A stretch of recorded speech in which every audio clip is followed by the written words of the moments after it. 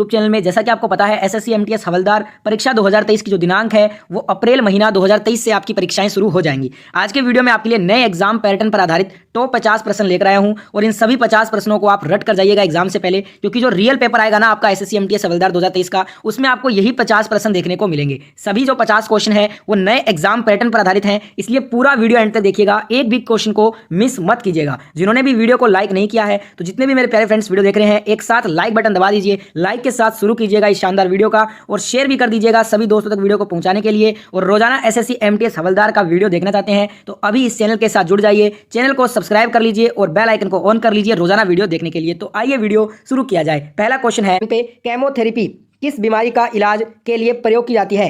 Chemotherapy is used to treat which disease? आप सभी को साथ साथ में हर क्वेश्चन का आंसर कमेंट बॉक्स में बताना है। लास्ट में सभी के कमेंट पढ़ता हूं तो सभी कमेंट जरूर कीजिएगा हर क्वेश्चन का।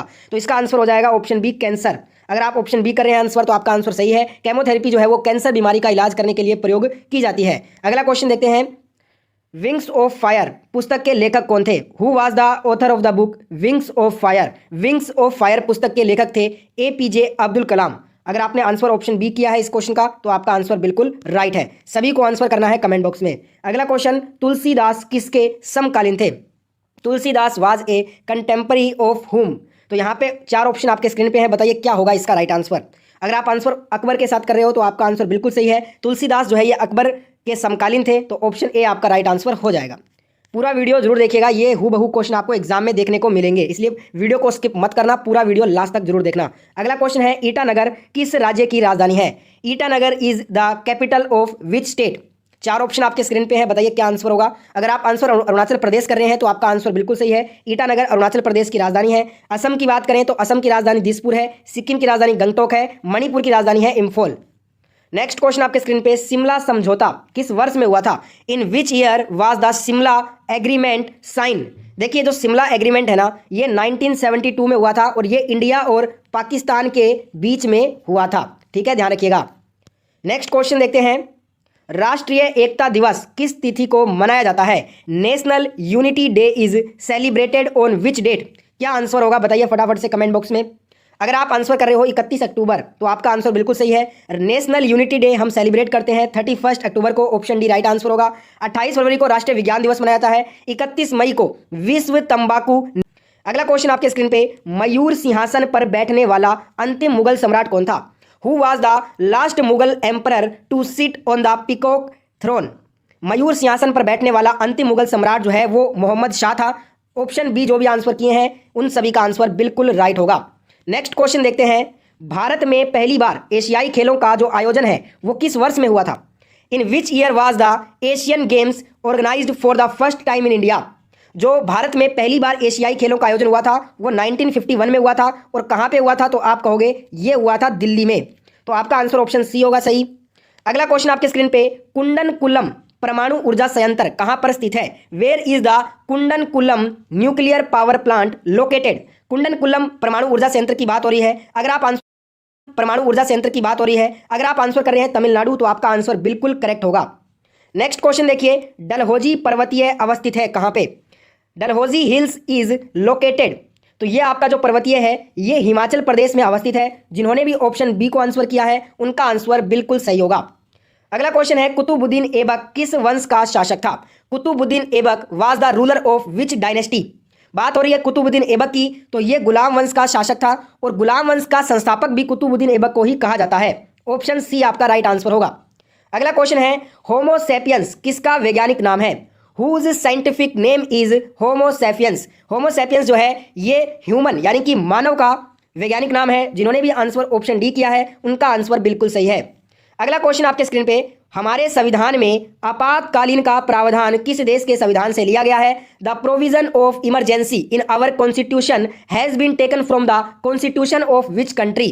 तो जो हमारे संविधान का आपातकालीन का प्रावधान है ये हमने बोरो किया है जर्मनी से। तो अगर आप आंसर कर रहे हैं ऑप्शन सी को तो आपका आंसर बिल्कुल सही है। अगला क्वेश्चन है, श्रीलंका किस वर्ष स्वतंत्र हुआ? In which year did Sri Lanka became independent? सभी जो हमारे नेबर कंट्रीज हैं वो कब आज़ाद हुए थे ये पता होना चाहिए, क्योंकि बार बार पूछा जाता है। श्रीलंका की बात हो रही है तो 1948 में ये आज़ाद हुआ था। ऑप्शन डी आपका राइट आंसर हो जाएगा।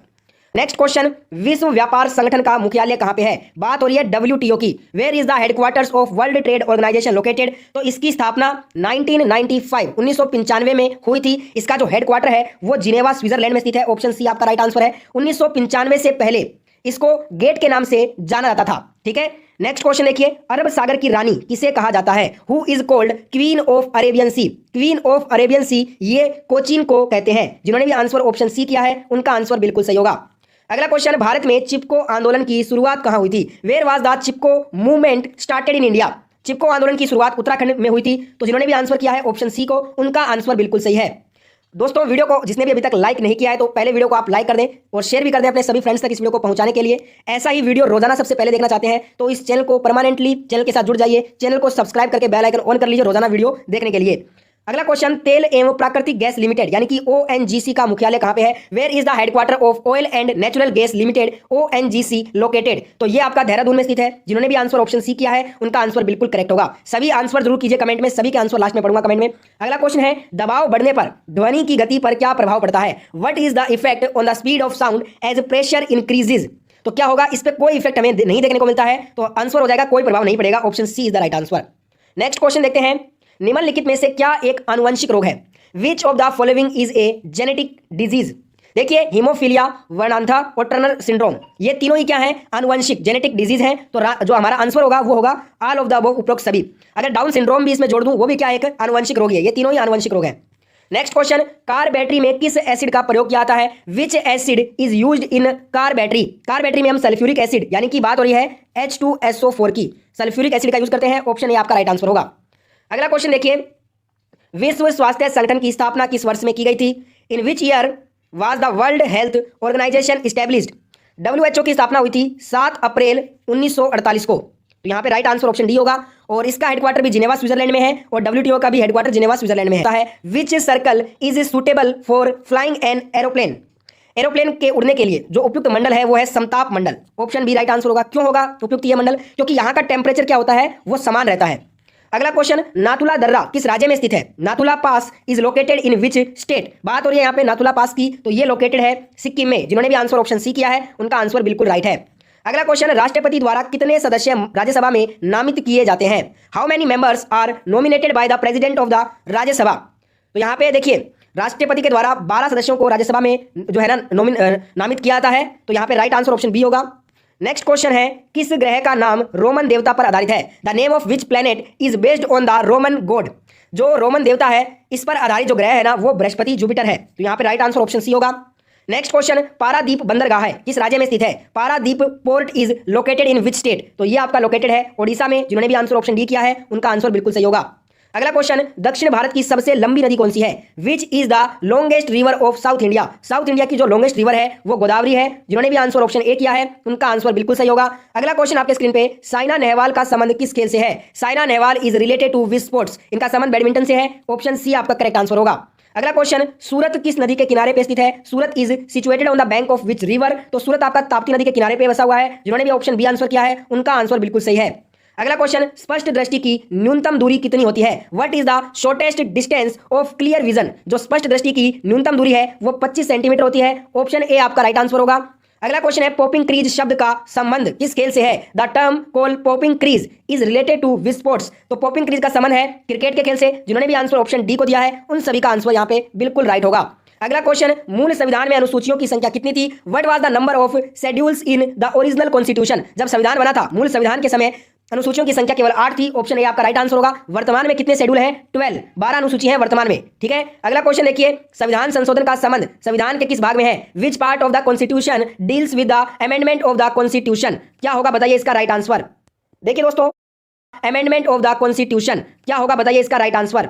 देखिए दोस्तों, संविधान संशोधन की बात हो रही है तो सबसे पहले तो आपको यह पता होना चाहिए कि यह प्रक्रिया हमने किस देश से लिया है। संविधान संशोधन की जो प्रक्रिया है हमने दक्षिण अफ्रीका देश से लिया है। और ये जो है ना किस अनुच्छेद में है? तो ये आपका जो प्रक्रिया है ये वर्णित है आर्टिकल 368 अनुच्छेद 368 में। और हमसे पूछा है भाग कौन सा है? तो भाग है 20। ऑप्शन डी आपका राइट आंसर हो जाएगा। अगला क्वेश्चन, राज्यपाल के द्वारा जारी अध्यादेश की अधिकतम अवधि कितनी होती है? ठीक है, What is the maximum duration of an ordinance issued by the governor? राज्यपाल के द्वारा जारी अध्यादेश की जो अधिकतम अवधि है वो 6 महीने की होती है। तो अगर आप आंसर ऑप्शन सी कर रहे हैं तो आपका आंसर बिल्कुल सही होगा।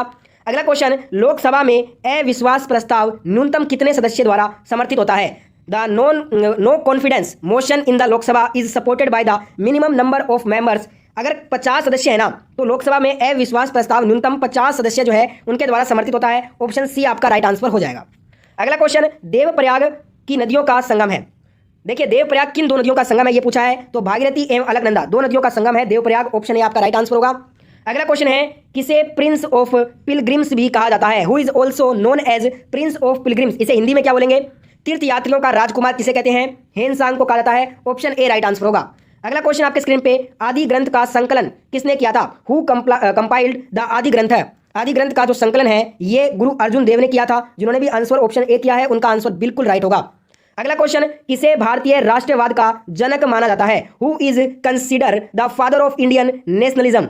भारतीय राष्ट्रवाद का जनक बाल गंगाधर तिलक जी को माना जाता है। ऑप्शन ए आपका राइट आंसर हो जाएगा। अगला क्वेश्चन है, हरगोविंद खुराना को कृत्रिम जीन के संश्लेषण के लिए चिकित्सा के क्षेत्र में नोबेल पुरस्कार कब प्रदान किया गया था? तो इन्हें जो है ना नोबेल पुरस्कार प्रदान किया गया था 1968 1968 में। ऑप्शन डी राइट आंसर होगा। और पहले भारतीय नोबेल पुरस्कार प्राप्त करने वाले रविंद्रनाथ टैगोर थे, जिन्हें 1913 में गीतांजलि कृति के लिए नोबेल पुरस्कार से सम्मानित किया गया था। अगला क्वेश्चन है, पेरिस्कोप किस सिद्धांत पर काम करता है? On what principle does the periscope work. Periscope की बात हो रही है तो ये रिफ्लेक्शन ऑफ लाइट, प्रकाश के परावर्तन के सिद्धांत पर कार्य करता है। ऑप्शन ए आपका राइट आंसर होगा। अगला क्वेश्चन है, यूरिया किस में संश्लेषित होता है? जो यूरिया है ये लीवर यकृत में संश्लेषित होता है। ऑप्शन डी राइट आंसर हो जाएगा। नेक्स्ट क्वेश्चन, लोहे पर किसकी परत चढ़ाना यशद लेपन कहलाता है? Placing a layer of dash on iron is called. यहाँ पे देखिए यशद लेपन की बात हो रही है, तो जस्ता की जिंक की जब परत हम लोहे पर चढ़ा देंगे तो वो यशद लेपन कहलाता है। ऑप्शन डी राइट आंसर होगा। इसे हम इंग्लिश में जो है ना गैल्वेनीकरण बोलते हैं। ठीक है, अगला क्वेश्चन देखिए, कैल्शियम हाइपोक्लोराइड किसका वैज्ञानिक नाम है? What is the chemical name of calcium hypochloride. Calcium hypochloride की बात हो रही है तो ये ब्लीचिंग पाउडर का रासायनिक नाम है। ऑप्शन ए राइट आंसर होगा। अगला क्वेश्चन है, चंद्रमा पर मानव भेजने वाला विश्व का प्रथम देश कौन सा था? अंतरिक्ष की बात नहीं हो रही है, चंद्रमा की बात हो रही है। Which is the first country in the world to send a man to the moon. तो ये है यूएसए, संयुक्त राज्य अमेरिका। अपोलो मिशन के तहत इन्होंने नील आर्मस्ट्रॉन्ग, आपको पता होगा पहले व्यक्ति थे जो चंद्रमा पे गए थे, और यूएसए था चंद्रमा पर मानव भेजने वाला विश्व का प्रथम देश। ठीक है दोस्तों, अगला क्वेश्चन, भारत में सबसे कम जनसंख्या वाला राज्य कौन सा है? Which is the least populated state in India. तो ये आपका सिक्किम हो जाएगा। ऑप्शन सी राइट आंसर है। अगला क्वेश्चन है, ग्रामोफोन का आविष्कार किसने किया था? Who invented the gramophone. Gramophone का आविष्कार थॉमस अल्वा एडिसन ने किया था। ऑप्शन डी राइट आंसर होगा। बल्ब का आविष्कार भी थॉमस अल्वा एडिसन ने ही किया था। अगला क्वेश्चन है, किस मुगल सम्राट ने तंबाकू के प्रयोग पर प्रतिबंध लगा दिया था? Which Mughal emperor banned the use of तंबाकू। तंबाकू के प्रयोग पर प्रतिबंध मुगल बादशाह जहांगीर ने लगाया था। ऑप्शन सी आपका करेक्ट आंसर हो जाएगा। और आज का होमवर्क क्वेश्चन, रानीखेत नामक बीमारी किसके कारण से चलती है? Due to which the disease named Ranikhet runs. आपके ऑप्शन आपके स्क्रीन